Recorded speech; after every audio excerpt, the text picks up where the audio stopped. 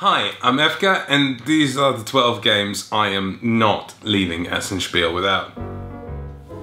First up, it's Altiplano, and no, it has nothing to do with plasticine. We actually don't know what it has to do with, because there's not much information available on it, aside from the really dorky alpaca on the cover. But we do know that Altiplano is a place in South America. It's a plateau, and I have no interest in slightly elevated areas, but I do have a lot of interest in Orleans. And whilst that's just another place that geographically has nothing to do with Altiplano, board game wise, they share a designer. And not only that, they are both bag building games. And in bag building games, you sometimes get bags that are made out of Michael Jackson's pants. And you get to put things inside of them, and then when you draw, you draw something randomly, but you determine what you draw out of randomly, and that's what you get to do for the turn. Back builders are great, and I loved Orleans, and I can't wait to see what Altiplano is like. Pants. Azul means blue in Spanish, but it certainly didn't leave me blue when I played it the one time at Jangon. It actually left me red. Not with anger, but with anticipation and excitement. I don't much go for abstract games, but this was so cleverly designed. After my one play, I don't want to make any predictions, but I think that Azul will be a gaming staple for a very long time to come. And whilst we don't have a copy yet, we will be getting one very soon, and you can look out for coverage before Essen Spiel. Isn't that just great? Self-promotion. Cheating slightly, as I already have a copy of Meeple Circus, but were I not to have a copy of Meeple Circus, I certainly wouldn't be leaving Essen Spiel without one, hence the title of the video. In Meeple Circus, you will be having meeple pieces, and you will be stacking them on top of each other.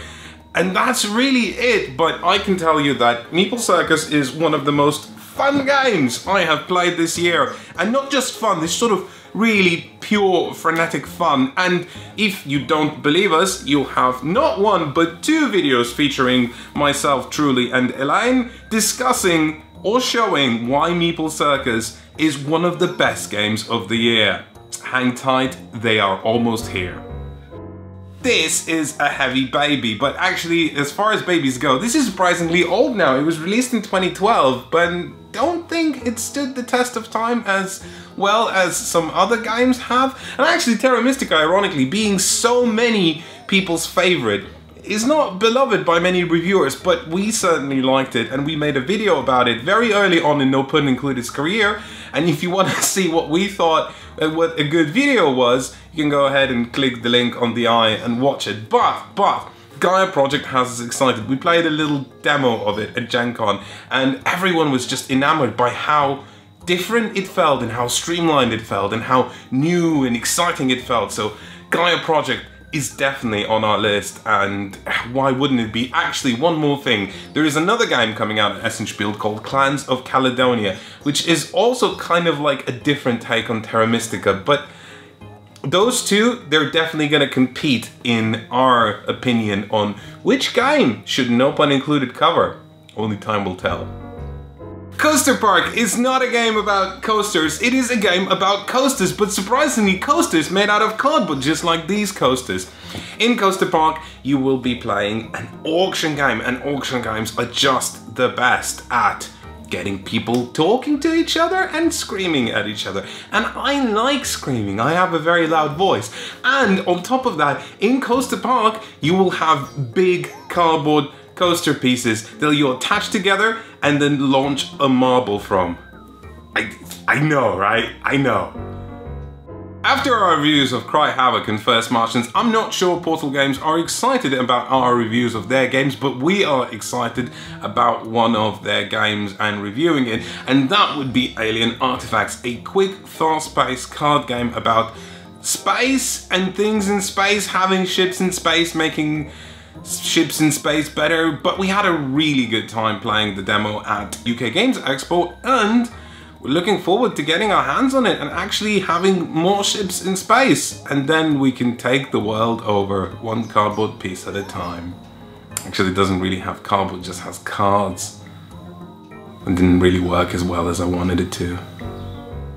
Another game we were excited about ever since we played it with our friend John Perkins at UK Games Expo, and a game we were excited about when our friend John Perkins picked it up at last year's Essen Spiel, and then we couldn't buy it because it was in such limited supply, but it's back at this year's Essen Spiel. When I Dream is great because not only this new version comes with a 4-poster bed that you put your cards in, and the artwork on the cards is amazing, but you get to tell about your dreams, and isn't that just the best, listening to another people waffle on about what they've dreamt. But the best part is that you will have other players lying to you, and you will have other players telling you the truth, and you have to figure out which one's lying and which one's telling the truth. And isn't that just exactly like politics, except with your friends? I can't wait. Kitchen Rush is like that video game that I can't even remember the title of because it's been like 6 months, and who remembers video games after 6 months, right? But board games are cool, and especially real-time board games, and especially real-time board games with sand timers, but where your workers are sand timers, and when you place them, time runs out. I don't quite know how it works, but that's the nature of unreleased games. I don't quite know how it works out. I don't know how this sentence works out, but I'm very eager to find out. Another plug, we have already reviewed Magic Maze and we really liked it. Yeah, another party game on this list. What's happening? The channel, no pun included, that's known for reviewing heavy games is mostly excited about party games from Essen Spiel, but Magic Maze Security something is an expansion, and it adds just a lot more to Magic Maze. It adds so many things, and oh, I wish I could tell you all about the things that it adds, but instead I'll just pretend like I didn't actually even look it up, because as soon as I heard Magic Maze expansion, I was like, yep, sign me up, I'm there. That did not happen. I'm very professional. Charterstone, it's a legacy game, and legacy games are the big craze. Also another big craze are Stonemaier games, and when two crazes come together, they produce a cray craze. Now, I'm excited about Charterstone, even though it is a competitive legacy games, and competitive legacy games have just one big problem. They either have to be artificially balanced, so no matter what you do, everyone feels at equal footing just to remain invested into the game as it progresses, or there's a runaway leader problem and nobody wants to sit for like 15 games or whatever when one person is clearly going to win, right?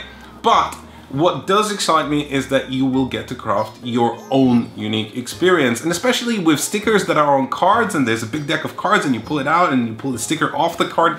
That's neat. I can't wait to see what Jamie Stegmaier cooked up with Charterstone, even though cooking with stones doesn't sound like a good idea. It's just not the best soup, is it? Talking of legacy games, Pandemic Legacy Season 2, which we don't know whether it's going to be released at Essen Spiel, but if I had to guess, considering we're dealing with Asmodee here, I think it's going to be there, but who knows. Anyway, if you've never heard of Pandemic Legacy, then you need to go and watch Shut Up and Sit Down's video on why it's just pretty much one of the best games ever. And whilst we don't agree it's one of the best games ever, we think it's a pretty fantastic game. And I will be first in line to get Pandemic Legacy Season 2 if it is there. And, well, maybe second in line actually, because alpacas on a plateau are great. How about I'm gonna go after alpacas and then Elaine's gonna go get diseases? That sounds pretty great, right?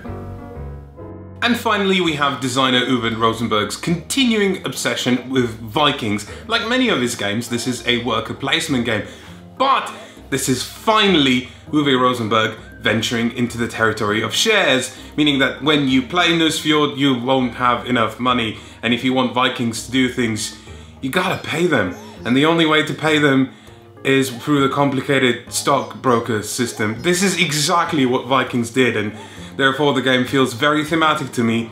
And honestly, I can't wait to play it. It's gonna be great. If you enjoyed this video and want to see more of these lists, then you can't, because we don't normally do these on the channel. What we do is board game reviews, and we think they are funny. And you might think so too, and if you should subscribe, basically, that's the gist. You should just press that button and just do it. Peel the plaster off, it's easy. It's like buying a new board game. You don't want to do it initially, but you just go, add to cart, and it's there, right? Hit the subscribe button. Bye!